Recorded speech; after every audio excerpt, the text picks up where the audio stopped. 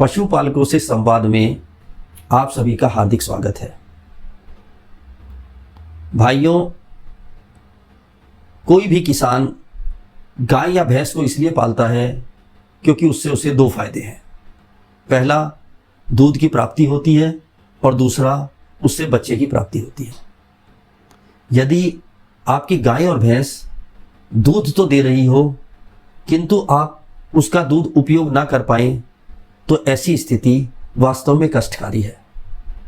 ऐसा तब होता है जब पशु के दूध में खून का रिसाव होने लगे और सारा दूध गुलाबी रंग का हो जाए तो पशुपालक को उस दूध को फेंकना पड़ता है, वो उसका उपयोग नहीं कर पाता। आखिर दूध में खून आने के क्या कारण हैं? किस वजह से दूध में खून आता है और इसको हम कैसे रोक सकते हैं? गाय और भैंस के आयन में छोटी छोटी कोशिकाएं होती हैं जिन्हें लैक्टिफेरस सेल्स कहते हैं। यही लैक्टिफेरस सेल्स मिलकर लैक्टिफेरस टिश्यू का निर्माण करती है, जिसे आप दूध बनाने के कारखाने के रूप में समझ सकते हैं। इस लैक्टिफेरस टिश्यू के अंदर खून की बहुत अधिक सप्लाई होती है। वो इसलिए क्योंकि जब पशु किसी भी पोषक पदार्थ को खाता है और वो पोषक पदार्थ पचने के बाद उसके खून में मिलकर जब इस लैक्टिफेरस टिश्यू के अंदर पहुंचता है तो लैक्टिफेरस टिश्यू की लैक्टिफेरस सेल्स इन पोषक पदार्थों का उपयोग करते हुए दूध का निर्माण करती है। यदि किसी भी कारण से पशु के आयन में चोट लग जाए या किसी धारदार या नुकीली वस्तु से उसमें कट लग जाए तो वहां तेजी के साथ खून का रिसाव होने लगता है और यह खून दूध में भी आने लगता है।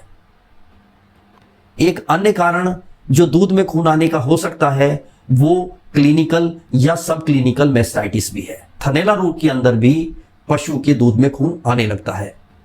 क्लिनिकल मैस्टाइटिस में तो हमें थन और आयन में सूजन दिखाई देती है, किंतु सब क्लिनिकल मैस्टाइटिस में थन और आयन बाहर से सामान्य रूप से दिखाई देते हैं और पशु के दूध का रंग गुलाबी हो जाता है।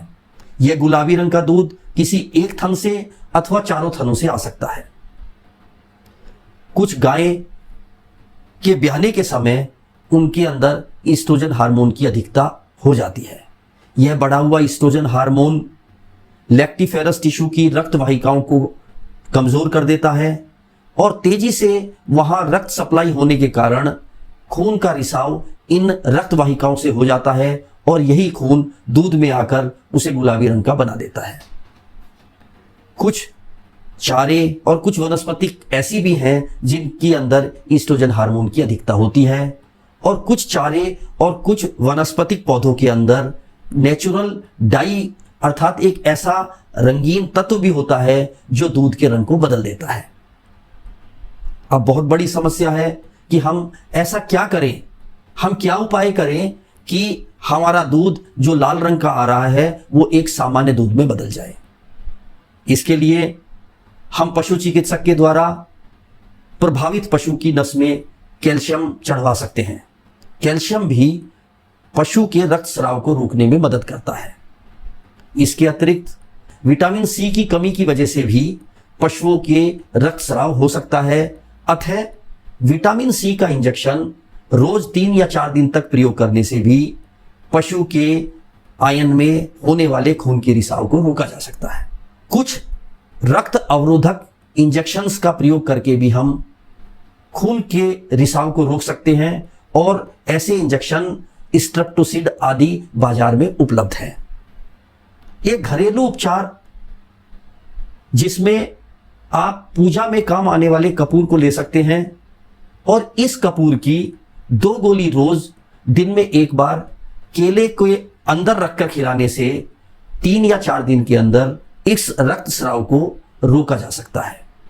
दूसरा एक और प्राकृतिक इलाज जिसमें आप 1 लीटर दूध लें, 250 ग्राम हल्दी डालें और 250 ग्राम संभालू नामक पौधे की पत्तियों को डालकर पका लें।